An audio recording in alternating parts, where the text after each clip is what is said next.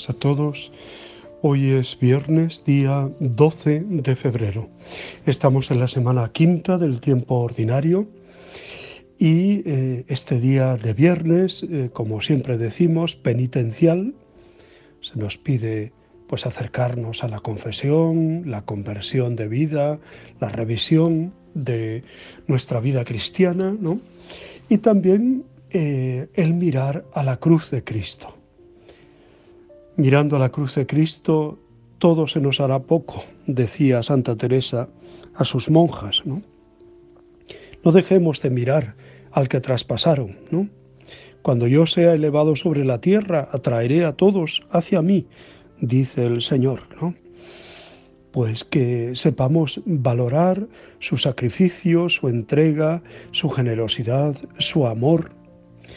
Y como decimos siempre, amor con amor se paga.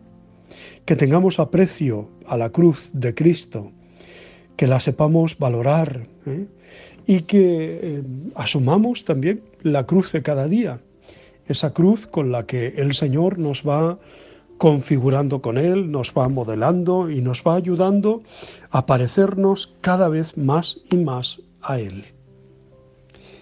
Texto del Evangelio de hoy, Marcos 7, 31 al 37. La curación de un sordo-mudo. Aquel hombre era sordo-mudo de manera que no podía ni oír ni hablar. En definitiva, no podía ni acoger ni dar, encerrado totalmente en sí mismo. Pero Jesús le dice, Efetá, que significa ábrete. O sea, no vivas ensimismado. Ahora bien, todo esto es un proceso. No resulta para nada sencillo, un proceso que termina mirando al cielo y suspirando, porque en definitiva es un proceso que nos remite totalmente a Dios, de quien depende todo y en quien confiamos. Efetá, la palabra en el arameo original, quedó grabada en los corazones de los discípulos y resuena como persuasiva invitación en el nuestro. Ábrete a la realidad que te rodea, al hermano, al de cerca y al de lejos. Así podrás abrirte a Dios. La curación del sordomudo provocó reacciones muy buenas hacia Jesús por parte de los habitantes de aquel lugar, de Sidón. Todo lo ha hecho bien, decían, hace oír a los sordos y hablar a los mudos. Jesús curó al enfermo con unos gestos característicos, imponiéndole las manos, tocándole con sus dedos y poniéndole un poco de saliva, y con una palabra que pronunció mirando al cielo, Efetá, ábrete. El profeta Isaías había anunciado, lo leemos en el Adviento cada año, que el Mesías iba a hacer oír a los sordos y hablar a los mudos. Una vez más, ahora en territorio pagano, Jesús está mostrando que ha llegado el tiempo mesiánico de la salvación y de la victoria contra todo mal. Además, Jesús trata al sordomudo como una persona. Cada encuentro de los enfermos con Él es un encuentro distinto, personal, único. Esos enfermos nunca se olvidarán en su vida de que Jesús los curó. El resucitado sigue curando hoy a la humanidad a través de su Iglesia. Los gestos sacramentales, imposición de manos, contacto con la mano, unción con óleo y crisma, son el signo eficaz de cómo sigue actuando Jesús. Una celebración sacramental está tejida de signos y símbolos. Son gestos que están tomados de la cultura humana y de todos ellos se sirve Dios para transmitir su salvación. Son signos de la alianza, símbolos de las grandes acciones de Dios en favor de su pueblo, sobre todo desde que han sido asumidos por Cristo, que realizaba sus curaciones y subrayaba su predicación por medio de signos materiales o gestos simbólicos. Podemos leer en el Catecismo de la Iglesia Católica, en los números 1145 al 1152. El episodio de hoy nos recuerda de modo especial el bautismo, porque uno de los signos complementarios con que se expresa el efecto espiritual de este sacramento es precisamente el rito del efetá, en el que el ministro toca con sus dedos los oídos y la boca del bautizado y le dice: el Señor Jesús, que hizo oír a los sordos y hablar a los mudos, te conceda a su tiempo escuchar su palabra y proclamar la fe para alabanza y gloria de Dios Padre. Amén.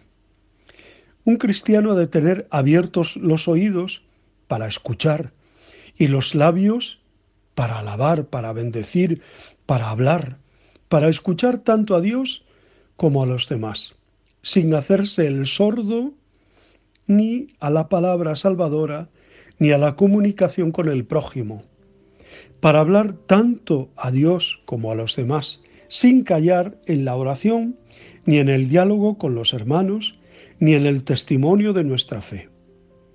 Pensemos un momento si también nosotros somos sordos cuando deberíamos oír, y mudos cuando tendríamos que dirigir nuestra palabra a Dios o al prójimo. Pidamos a Cristo Jesús que una vez más haga con nosotros el milagro del sordo mudo. Y si hay alguna parte de nuestra vida, de nuestro corazón, de nuestros labios, que está cerrada, que el Señor pronuncie su palabra, efetá, sobre nosotros y nos abramos de verdad a la compasión, al ayudar, al servir, al amar y al interesarnos sanamente los unos por los otros.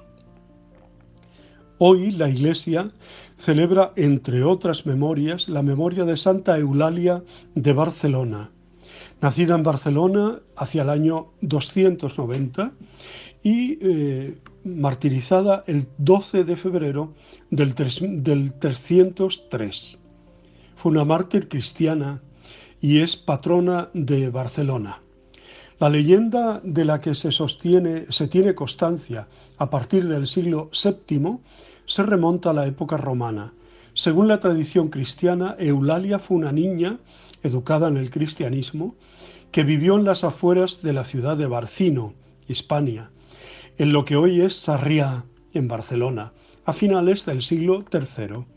Con 13 años, durante el periodo de persecuciones a los cristianos del emperador Diocleciano, Eulalia se escapó de su hogar y fue a buscar al gobernador de Barcino para recriminarle las represiones. El gobernador, ante la negativa de la niña a renunciar a la fe cristiana, la condenó a 13 martirios, tantos como años tenía.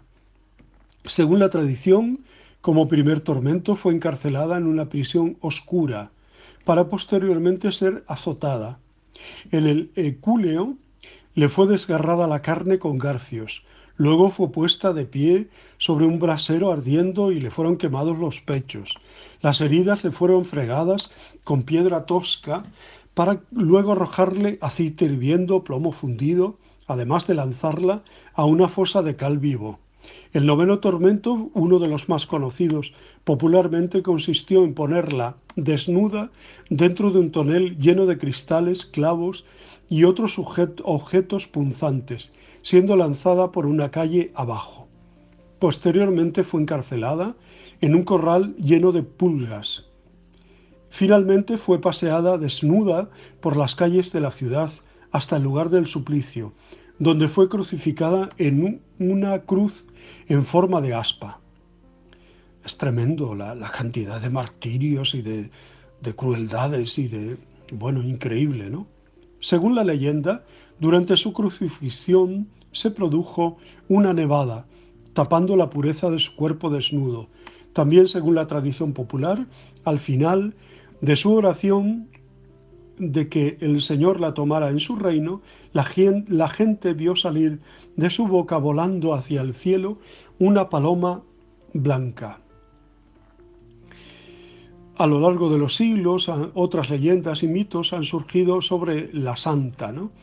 Existen serias dudas sobre la historicidad de la vida y el martirio de Eulalia de Barcelona, pudiendo tratarse de una versión local de Santa Eulalia de Mérida.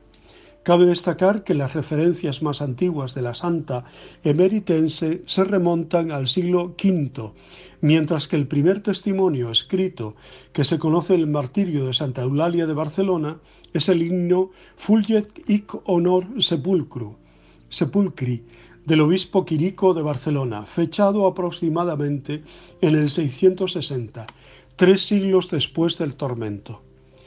En este sentido, la leyenda de Barcelona reproduce, además del nombre, múltiples hechos y tormentos de la Santa de Mérida, pudiendo tratarse de una duplicación de personalidad hagiográfica. Eulalia de Barcelona fue canonizada en el 633. Se convirtió en patrona de la capital catalana, donde se encuentran sus restos.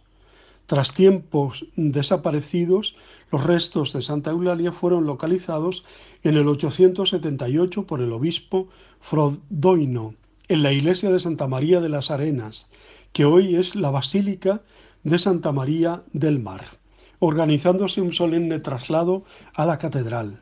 En el siglo XIII, las reliquias pasaron a la cripta del Aseo, reposando dentro de un sarcófago gótico de estilo pisano. Bueno, pues sea como fuere, damos gracias a Dios por la vida y el testimonio de Santa Eulalia de Barcelona. Os deseo muy buen día, os abrazo y os bendigo en el nombre del Padre, del Hijo y del Espíritu Santo. Os quiero.